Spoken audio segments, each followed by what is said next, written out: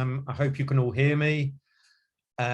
Welcome back for those of you who have joined us before, and welcome to any new people, any newcomers who we have joining us this evening.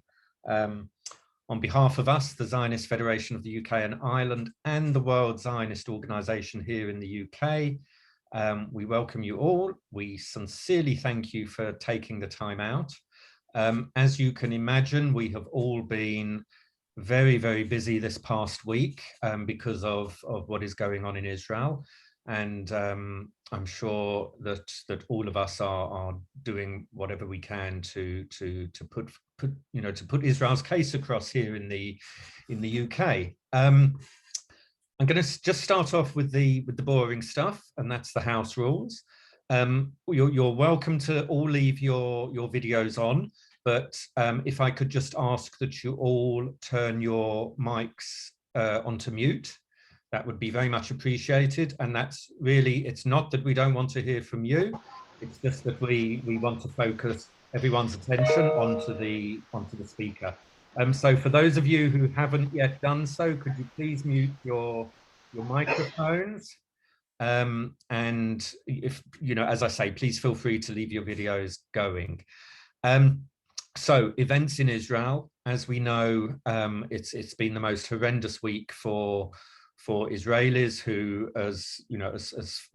even up in the north, there have been rockets launched in the past day and today even from Lebanon.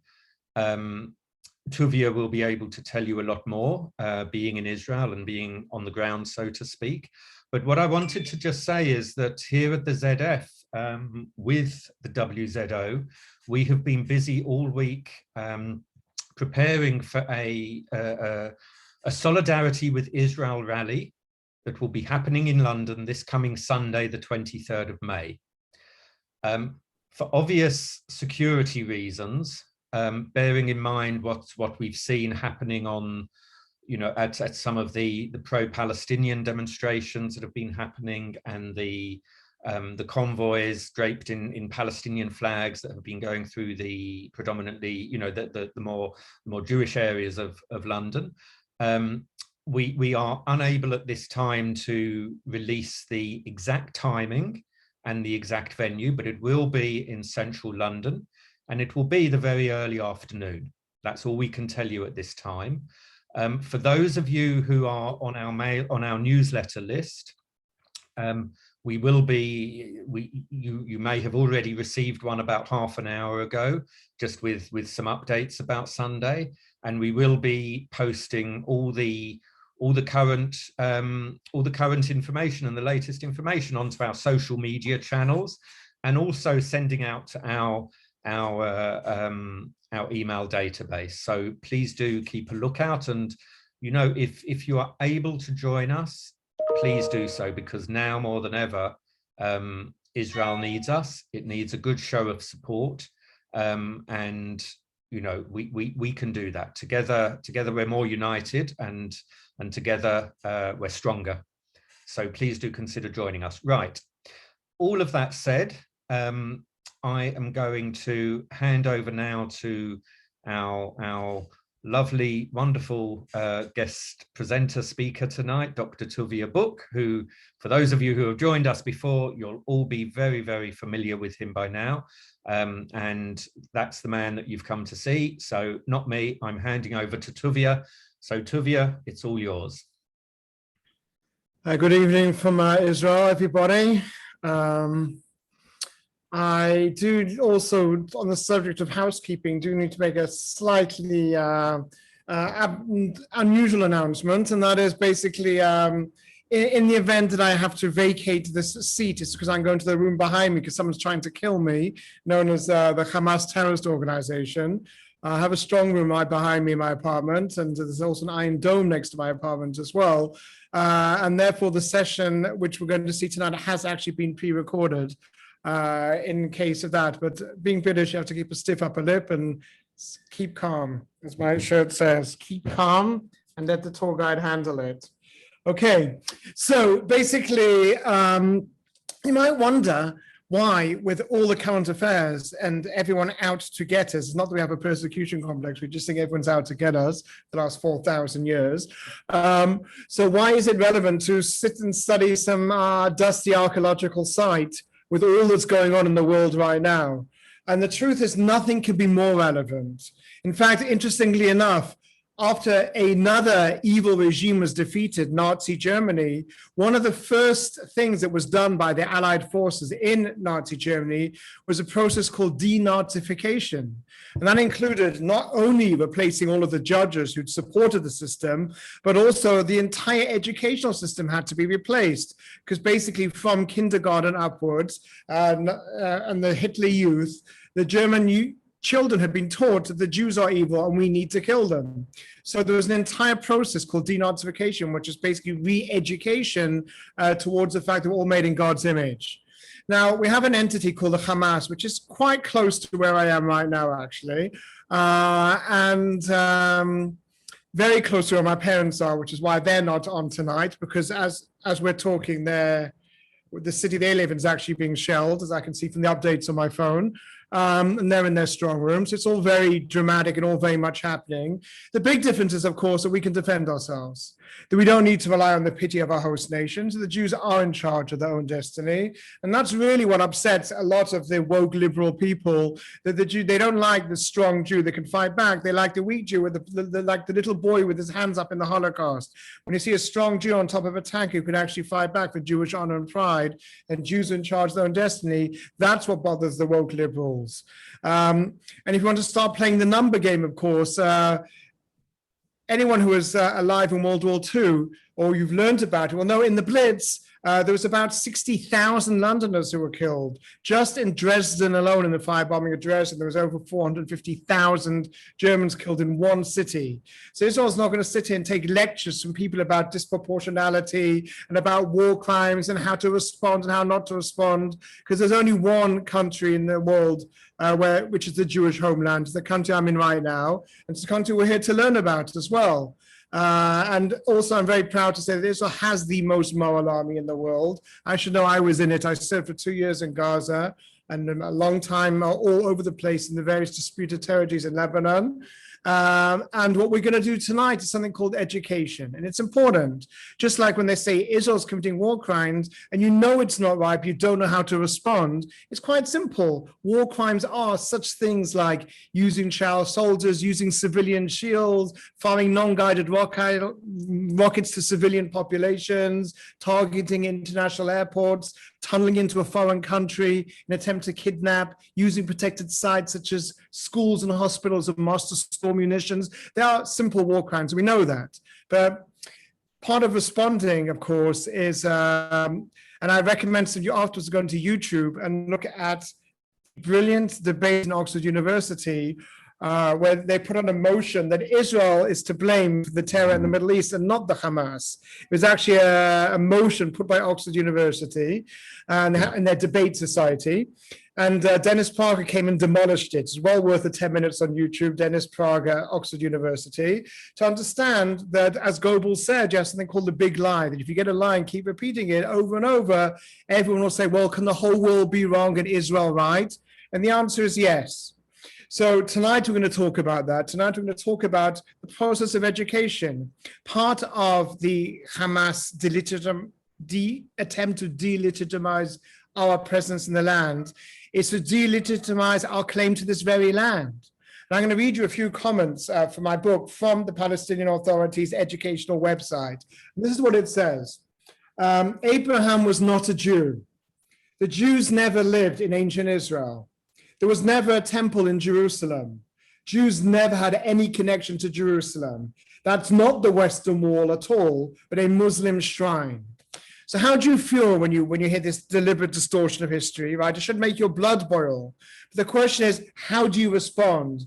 These are not quotations from marginal people. They're from mainstream Palestinian opinions and not extremists. They're taken from historians. They're taken from school textbooks. They're taken from the Ministry of Information. How does one respond? Here's another classic. The first inhabitants of Palestine were Canaanite Arabs. That's from a textbook in called National Education, third grade textbook. I'll say it again because this is the theme of our talk tonight as well.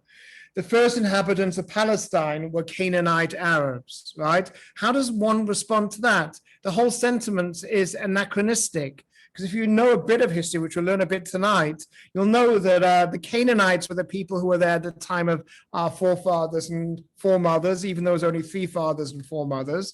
We're talking about the time of Abraham and Sarah and Isaac and Rebecca and Jacob and Rachel and Leah, and of course, let's not forget his concubines. And we're talking about 3,500 years ago. There was Canaanites in this land when the Israelites and the Canaanites were here at the same time. Canaanites basically were either conquered or married out of existence by about 2,000 years ago. They didn't exist anymore. Then you have Canaanite Arabs. When did the Arabs come to this land? In the Islamic conquest in 637 CE or AD. So there's a 1,500 year discrepancy between Canaanites and Arabs, yet they happen together in the same sentence. And the very word Palestine itself was a Roman invention in the 2nd century when they renamed Judea after those revolting Jews kept on revolting. And after the 3rd unsuccessful revolt, they decided to de-Judaize Judea and call it Syria Palestina. So you can't have the word Palestine, Canaanite, and Arab all in one sentence unless you're ignorant. And that, my friends, is a real problem because people are ignorant. And one of the biggest ways to prove our connection to the land from a non-theological point of view, yes, you can read the Bible and say, it says in the Bible, but if you don't believe the Bible, you're not a religious person, you can say, well, that's just a theological propaganda treatise. Is there any hardcore evidence of the Jewish claim to this land?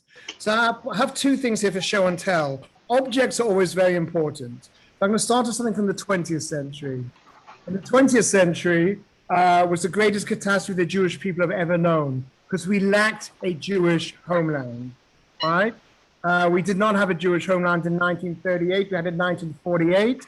If we had it in 1938, they wouldn't have had the Holocaust. 1 out of 3 Jews were murdered because they were Jewish. There was nowhere to run, nowhere to hide. The British slammed the gates of the land of Israel shut when the Jews needed it the most. And there was no army to defend the Jews, and 1 out of 3 Jews were killed.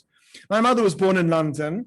Her parents were Eastern European immigrants. Her mother came from Hungary. Her father came from Poland. They were the only sole survivors of both of their families.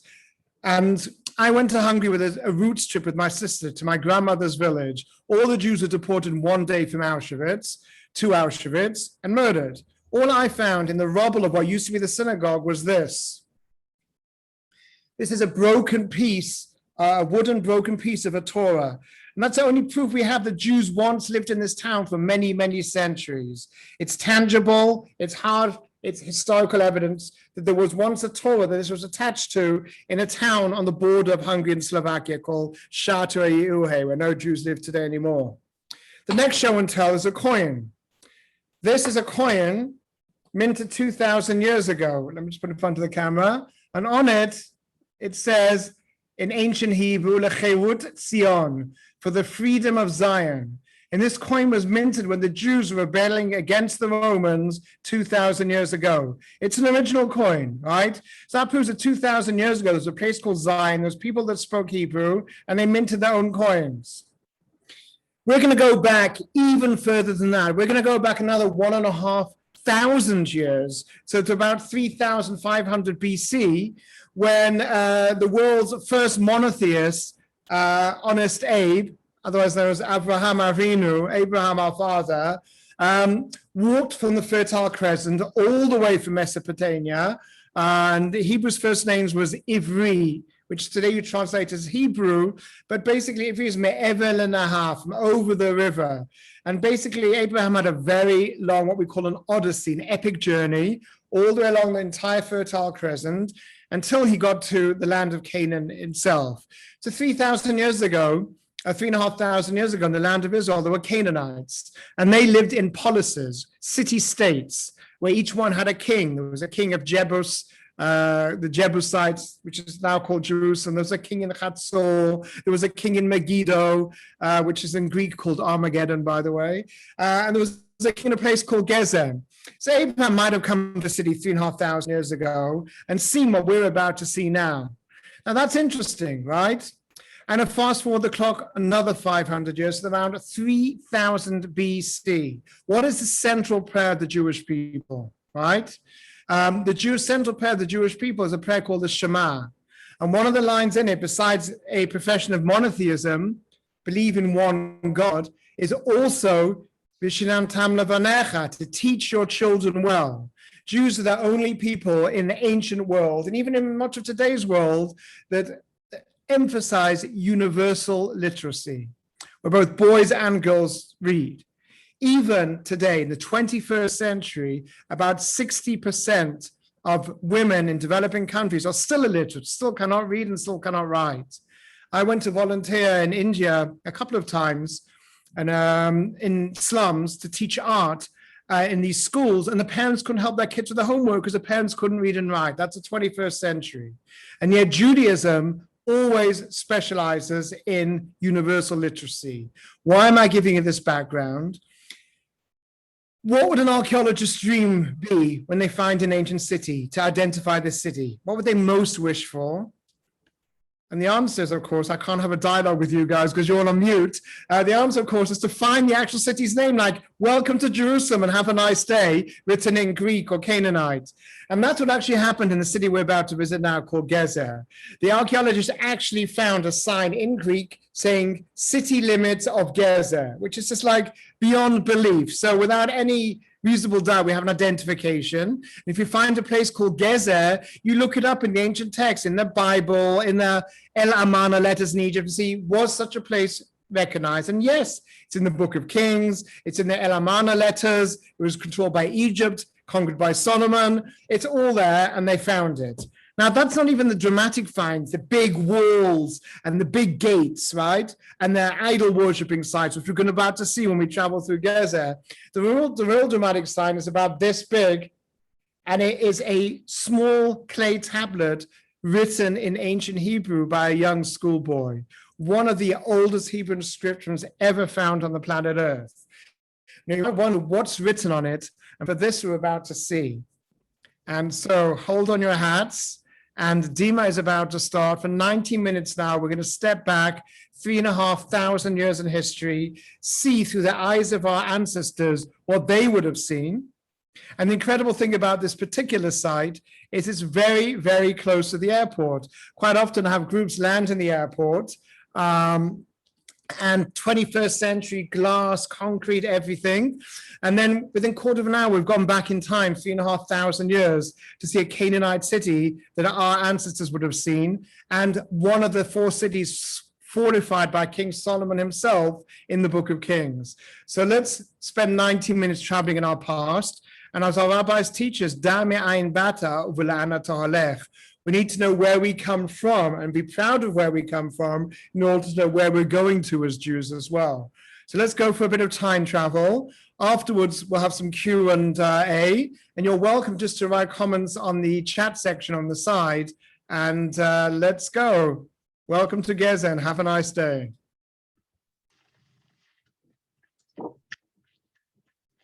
I run.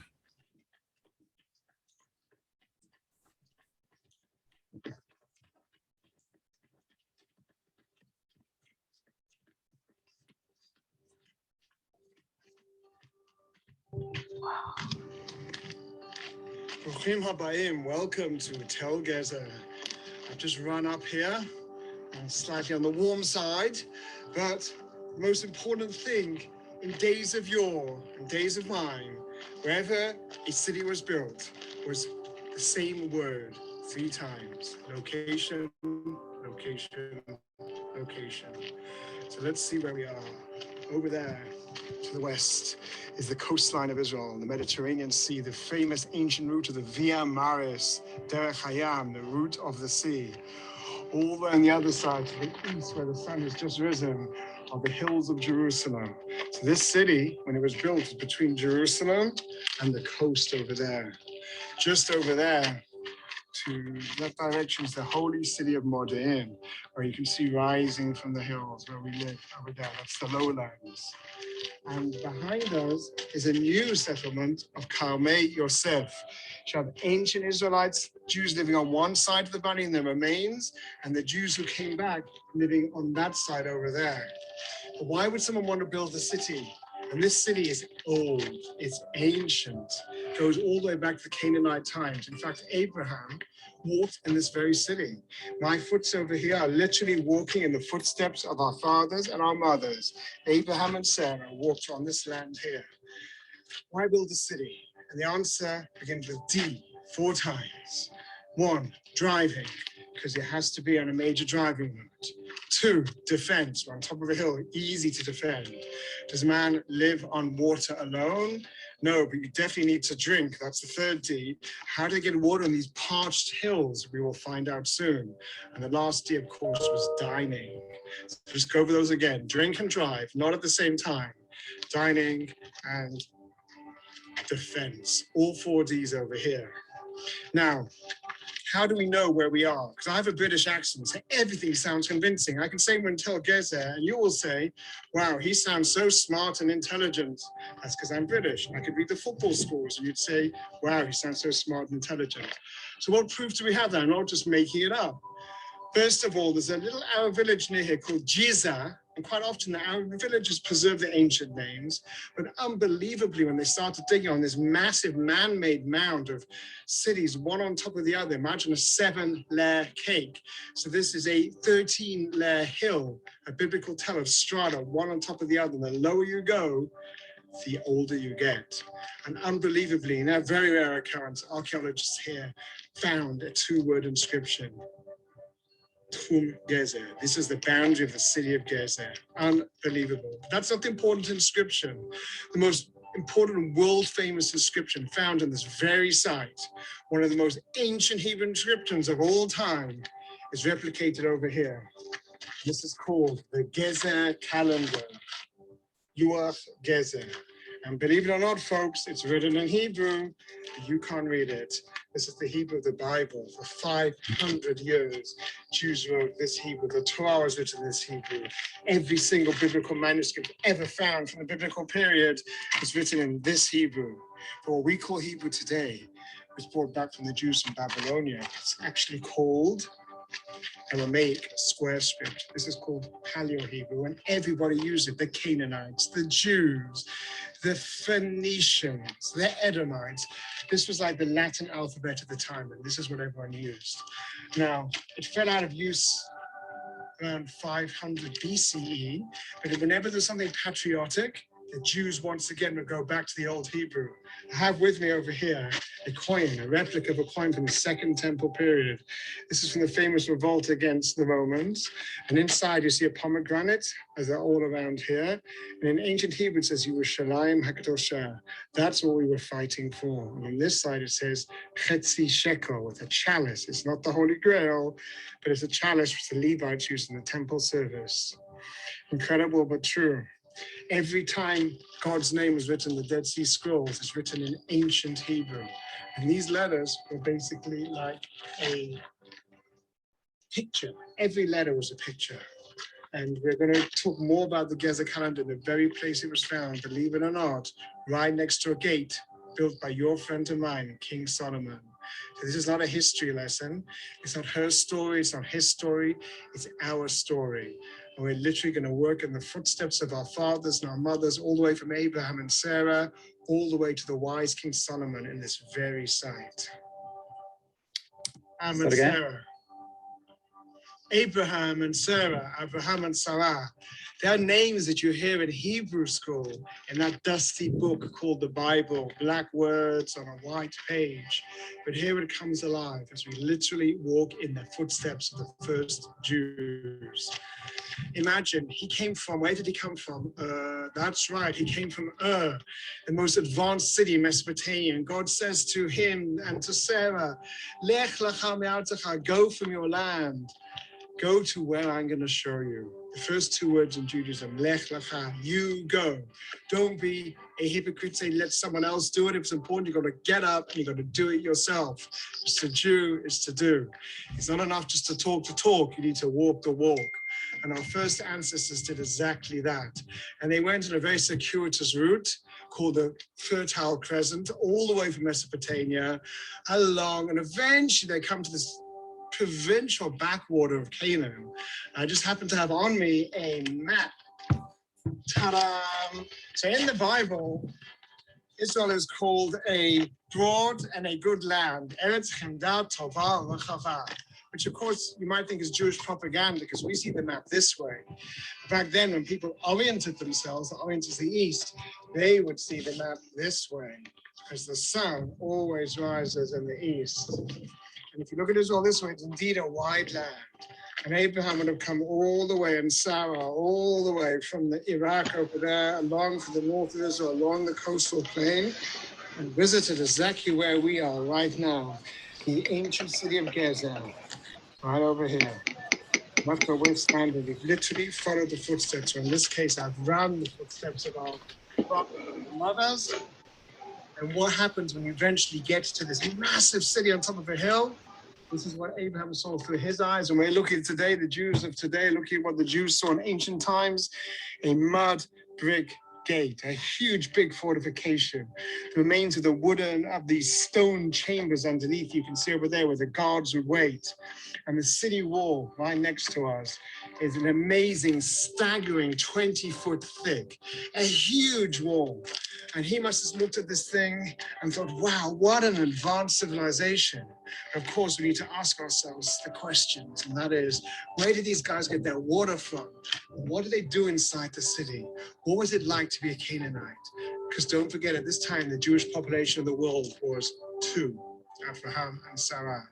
And they come here, they come to this amazing, rich, populous city. And what do they see?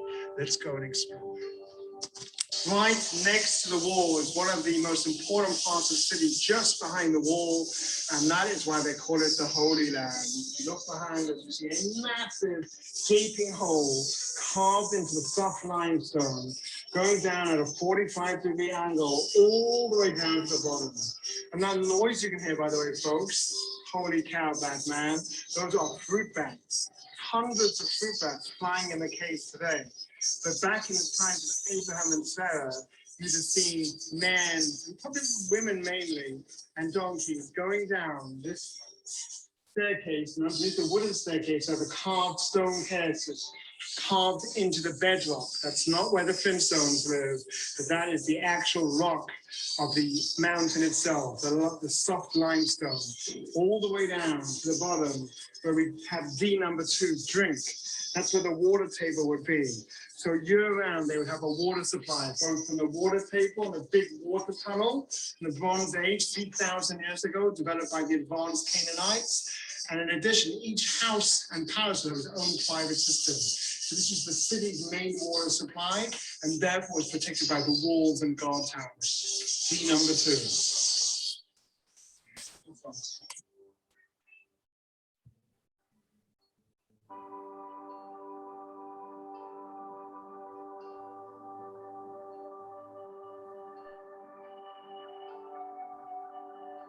Imagine sitting here on this very spot 3,000 years ago and suddenly hearing a noise and a shouting and trumpets and drums. And you look up towards the road over here and you see the royal entourage coming. And inside where I'm sitting right now, this is the entrance of the gate of the time of King Solomon. And King Solomon himself and his entourage might have gone through this gate in a stream and a noise. And here we are today in the year 2020. It's kind of surreal to imagine that 3,000 years ago, the very man who built the first temple walked on the same ground over here. We're literally walking in the footsteps of our ancestors. And that's what it means to be in Israel. It's a spiritual experience. It's an all-body experience. All of our senses, we can walk it, we can touch it, we can smell it, we can feel it, we can taste it. And there's no replacement for that experience. Now, Here we are, beautifully built gate over here, lovely stones. They haven't moved in 3,000 years, even though the construction is dry construction, no cement. Despite the earthquakes, it's still standing strong. You can see the different chambers where the guards would wait, trying to stop people walking into the city itself. It was strong, it was fortified. We're not here to talk about these massive stones, we're talking about a little stone that was found right over here, one of these chambers. This stone, a stone this size, was where the famous Gezer calendar was written on. It's about this big. The original is in Istanbul in the Archaeology Museum, where I was last week, but it was found over here. And what makes it so special, it was one of the earliest Hebrew inscriptions. Judaism, unlike any other ancient faith, specialized and emphasized universal education, not just for the boys, but also for the girls. In fact, the most holy prayer in Judaism is the Shema prayer. And one of the lines is, you should teach your children well. Crosby, Stills, and Nash later paraphrased that to teach your children well, right from the Shema. And what was this on this inscription, on this shard, which is an ostraka with an inscription on? Nothing biblical, but a simple calendar, a writing exercise on what you plant in each month of the year, like a poem about agriculture, because agriculture was super important for ancient Israelites. But most interestingly, at the bottom of the calendar was 3 letters in Hebrew, Aleph, Bet, Yud, which is the word Avi. And you could tell it wasn't written by an expert scribe. You could tell there was corrections. It was written on soft chalk. And the theory is it was written by a schoolboy called Avi, and he was practicing his writing exercises. So imagine 3,000 years ago, one of the God's sons was sitting in this gate chamber here, bored and practicing his school homework, writing in Hebrew. And here we are 3,000 years later, not just ancient ruins. If you look over the valley, the beautiful modern city of Karmei Yosef, a modern town on the other side of the valley. Here Jews lived, and here Jews lived. Dame Ayin Bata, know where you come from. This is our ancient history, where we're deeply rooted into our land, into these very stones. History, her story, our story. Banana Tolech, and where have we come to? 3,000 years later, the Jews are back in their beautiful, fertile land, living, laughing, and loving.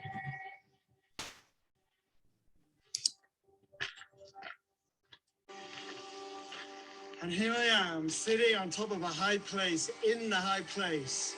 Imagine honest Abe, otherwise known as Avraham Avinu, and honest Sarah, otherwise known as Sarah Imenu, Sarah our mother and Abraham our father. They've come to this city. They've looked at the beautiful fortifications and the water systems and the gateway, and the advanced civilization. And they come to the highest part of the city. And what do they see? They see what you're looking at right now. Not a guy with an English South African accent and a blue t-shirt and a red Liverpool hat. They see what's underneath me. They see a pile of stones, tall standing stones. Clearly, this was the focus of the entire city.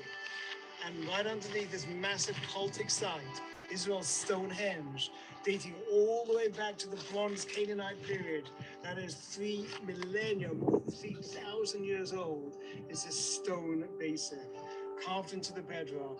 Archaeologists, when excavating here, were shocked to find bones, not animal bones, but human bones. And this pit over here was used for human child sacrifice. Now, what we call the test of Abraham, we read about it on the high holidays. It's called the sacrifice of Isaac, even though it should really be called the near sacrifice of Isaac. And even show all the biblical pictures show Isaac as a little boy. He was actually a 37-year-old young man, so it was pretty intense and traumatic for him. What does God say to Abraham? I happen to have an actual Bible on me, so let's look at the text. This is a modern Bible. And on it is an app called, and you should walk them all your days of Lech Haderech. And it says here in the book of Genesis, Kach et bincha, take your son. And Abraham could have said, well, I've got 2 sons. I've got Abraham, he said. I could have said, I've got Isaac, and I've got Ishmael. He says, no, Kach et asher hafta, the one you love. Well, I could love them both. Et yechidcha, take your only son. And he could have said, well, they're both only sons. One was born to Sarah, one was born to Hagar. And then finally, God says there'll be no misunderstanding. Et Yitzchak, take Isaac. And where are you supposed to go? Go to the place I'm going to show you. So Abraham's traumatized. He's just been told to sacrifice his beloved son Isaac, the son of his old age. But that's what everyone did anyway. Everyone sacrificed their children. So what makes this religion differently? But even so is the word of God. So the Bible says, Genesis, Abraham got up early in the morning to do the will of God. This is something we learn. Don't be lazy. If it's important and right, get up and do it. And he took with him his donkey and 2 youths and Isaac. And what happened when he got to the site itself? What happened? He said to the 2 youths, Nelech v'nashuv, which in Hebrew means we will go up and we will come back. So even though this is called the test of Abraham, my friends, it was Abraham testing God. He was saying, if we want a God of kindness, we will both go to the top of this mountain, which is just over there in Jerusalem, Hamariah, and we will both come back. I want a God of life, not a God of death. So it was a test of God, as well as God testing Abraham. And what happened? We got to the top, and as we all know, as Abraham is dramatically rising up his knife in a place just like this, where children were sacrificed, God said to him, Al tishlach et yadcha. Don't send out your hand. Don't kill your son. I just wanted to see how far you go. But of course, I am the God of life. And what was Abraham's reward? He said, look up and count the stars of the heaven. Let's look up over here. What do you see? Where are the stars? This happened in the morning sacrifice. You see one star over there. We call it the sun. There are thousands, millions, billions of stars, but we can't see them. Why can't we see them, my friends? Because the sun blots them out. The light of the sun blots out billions of stars. We must not be blinded by materialism. We must understand the important things in life, our children, our families, our friends, spirituality, meaning, purpose. Everyone needs a purpose in their life. Let materialism not blind us. Let us rather go beyond the sun, beyond the materialism, and look for what's really important in our life, our eternity. Our eternity is our children, our good deeds, and what we do to make the world better. Tikkun olam tikkun olam. We want to leave a better world behind. And we want that world to be enjoyed by our eternity, our children, our families. And we want a life of good deeds. And that's what we learn in this place. Rosh Hashanah, year 2020, we go all the way back in time. We don't want this. We don't want to sacrifice our children. We don't want to run after the God of our materialism.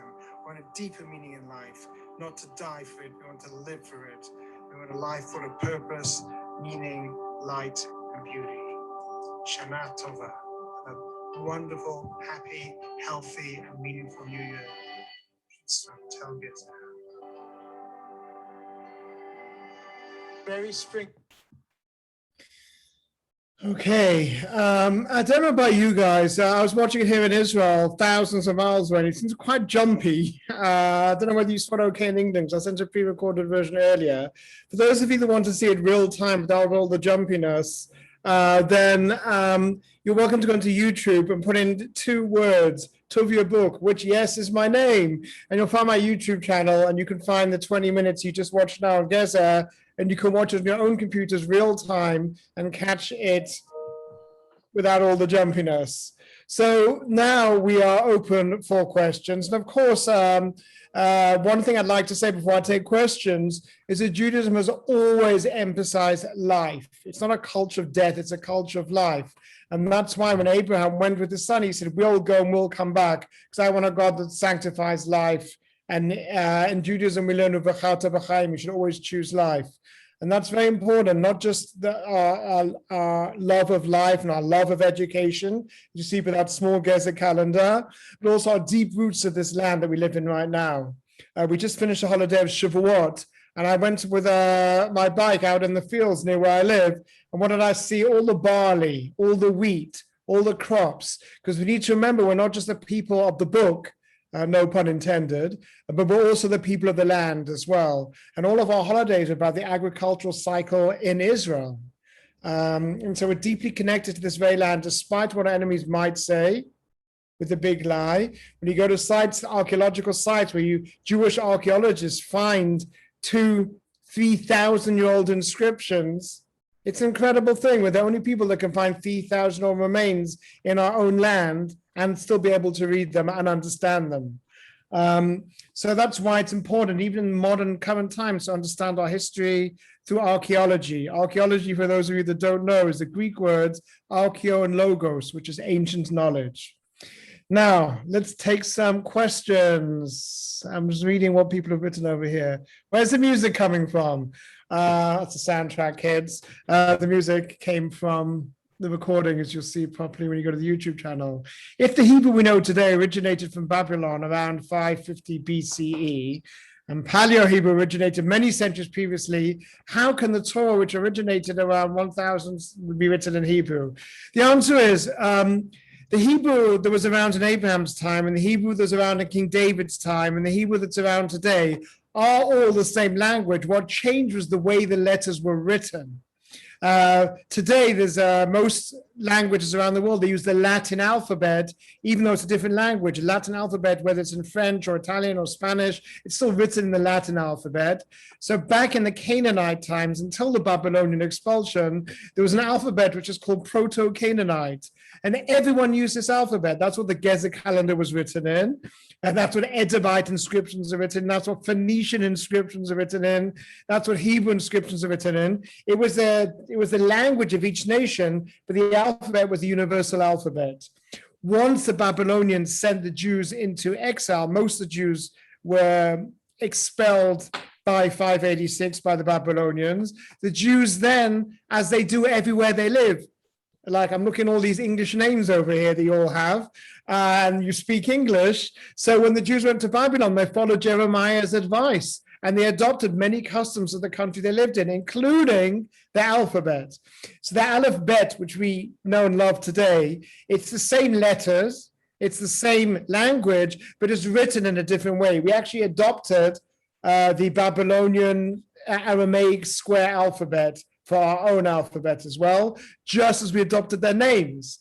We had Purim a few months ago, and the two heroes, Mordechai and Esther, they're not Jewish names. Mordechai is from Marduk, who's the Babylonian deity, and Esther was from Astarte, who was the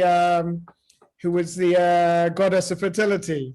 So the Jews adopted their alphabet, their clothes, their language, but they still remain Jewish. Just like wherever Jews live, they adopt the cultural customs around them, but still stick to their Judaism. So that's how the alphabet changed. Next question. Golda Meir always mentioned it. I'm not sure what she mentioned. What did Golda Meir mention? Jews' sanctified life, yes.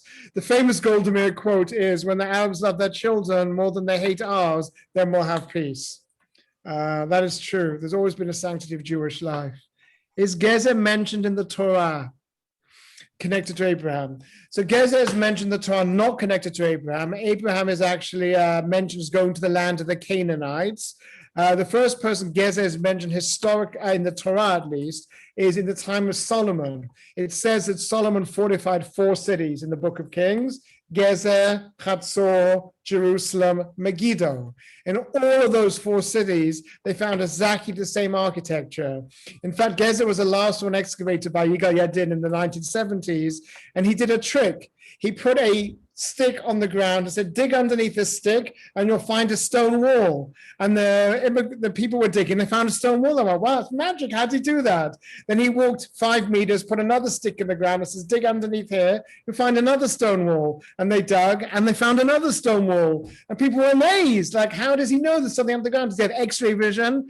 And the answer was very simple. Even though he was a secular Jew, he knew his Bible, and he knew there was 3 other towns, Megiddo, Jerusalem, and Hatzor, that all had Solomonic gates, and they all exactly the same measurements. So he took those measurements and basically transferred it to Gezer and found the gate that Solomon built. And it's an incredible thing, I have to tell you. You saw me sitting on that gate to know that 3,000 years earlier, I would have actually seen King Solomon himself riding through that gate. So it is mentioned in the book of Kings, Gezer. It's also mentioned in the book of Chronicles as well. In fact, Solomon received it as a dowry from Pharaoh of Egypt when he married his daughter. What else do we have here? Jews mentioned, Gezer calendar, please. What's the different date? Oh, can you explain the Gezer calendar? Gezer calendar basically is not a religious text. It was just, as I mentioned, a schoolboy's homework, and it was an agricultural calendar, like you learn in rote. Like, when we go to school, we learn, this is how Shakespeare wrote it. You have a rhyming couplet, you have 14 lines. So there's basically, it was rhyming couplets. In the month of this and so you plant this crop. In the month of this and so you plant this crop. So it's not a religious text. It's nothing that appears in the Bible. It's basically schoolboy homework. What makes it interesting are two things. A, it's written in Hebrew, and B, it also shows the connection of the Jews to the land, that the practice homework was an agricultural calendar. And by the way, if you want to see the original, it's in the Istanbul Archaeology Museum, because it was found during the Ottoman Empire. What is the root of the word Gezer? Very good question. We're not exactly sure. It's not carrot. Everyone thinks, oh, it's to do with carrot, because it's the Hebrew word for carrot. But it was interesting that before they found the inscription which mentioned Gezer, their local Arab village nearby was called Gezer. And quite often the Arab villagers would keep the original name of the biblical site as well. What else are we saying? So you're saying that we read from the Torah today is not what God gave, it's an updated version. No, we read the same words. It's just written in a different font, if you want to explain it that way. So this coin that I showed you before, this Galut Chewutzion coin, is written in Old Hebrew. If anyone's been to Israel recently, BC, before Corona, and you've seen a 1 shekel coin, it'll say on it 1 shekel in modern Hebrew, and on the back it is 3, they look like squiggles. That's ancient Hebrew. It's like a tribute to the fact that the font changed. It's the same letters, the alphabet, they have the same name, it's the same language, just the actual font changed because the Jews adopted the Babylonian Aramaic font. Okay, what else are we at? Were the 10 Commandments written in Hebrew that could be understood by modern Hebrew? It's the same answer. Anything from the biblical times was written in their biblical font, which is not the font we use today. The only time the Jews ever went back to use the ancient font were twice. When they revolted against Rome and wanted to mint patriotic coins, they wrote in the old font, because that was considered to be more authentic and patriotic. And if you look at the Dead Sea Scrolls, they're written in what we call modern Hebrew letters, but every time God's name is mentioned, Yud, Hey, Vav, Hey, that's written in the ancient Hebrew, because that's considered to be more holy and more authentic. So even the Dead Sea Scrolls are written 2,000 years ago, God's name is written in the way the Jews wrote it 1,000 years before. They're the only 2 times that since 586, you see the ancient Hebrew. But any biblical thing that's been found, seals, inscriptions from the biblical time, is all written in the ancient Hebrew font. Paleo Hebrew, it's called. What else? Okay, there's all these different theories where the name Gezer comes from, but no one actually knows. There's no standard accepted version. There's a lot of different theories. All right, do we have any other questions on this wonderful evening? Do you think unvaccinated is okay, so people are starting to get political, I can see as well. So we'll leave the contemporary politics alone for now. Especially when people start throwing words apartheid and Nazis, and we'll just ignore that one for now. Yes, Steve, would you like to add anything? No, I'll echo Esther's comment that it's fascinating as always. Does anyone else have any questions for Tuvia this evening? Speak now, forever hold your peace. Okay, well, thank you very much for joining us again. Stay safe, stay well.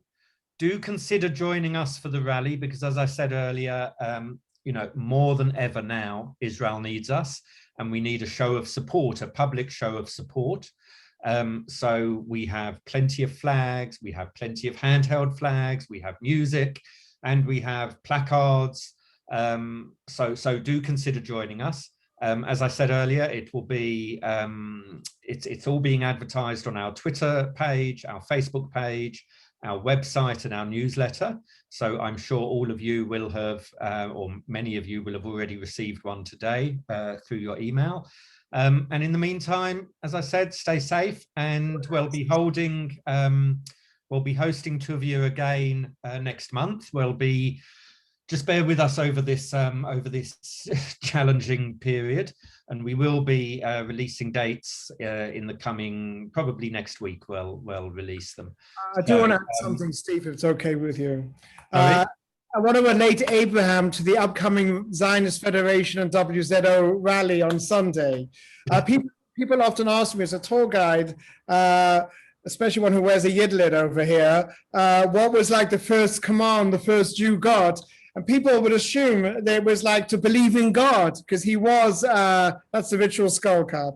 Abraham was the first monotheist. One would assume the first commandment would be believe in one God. But actually, as I mentioned in my interview for UCL, the first commandment, the first Jew got was 2 words, which was lech lecha, which literally means you go. If you believe in something, you've got to follow your heart, not just to talk the talk, but to walk the walk. And that's why Abraham left everything he knew. If you look in the Bible, his birthplace, his birth country, his parents' home, everything to go to a land that God showed him. So the first words the first Jew got was you go. To Jew is to do. So if you love Israel and believe in Israel and feel connected to Israel, then you have to carpe diem, to seize the moment and go to this rally. You can't talk about how it's important and how people should go. You can't just talk the talk. You've got to do what Abraham and Sarah did, which is literally to walk the walk, right? To Jew is to do. So by learning about Abraham and Sarah, you also learn what you should all be doing this Sunday.